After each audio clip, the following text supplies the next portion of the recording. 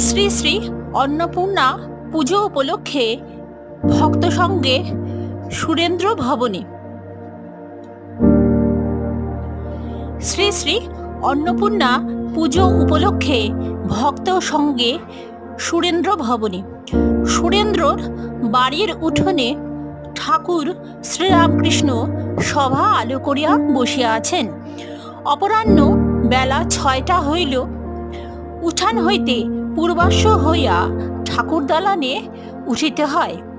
দালানের ভিতর সুন্দর ঠাকুর প্রতিমা, মার পাদপদ্মে জবা, বিল্ল, গলায় পুষ্পমালা। মাও ঠাকুর দালান আলো করিয়া আছেন। আজ শ্রী শ্রী অন্নপূর্ণা পূজা, চৈত্র শুক্লাষ্টমী, 15ই এপ্রিল 1883, রবিবার।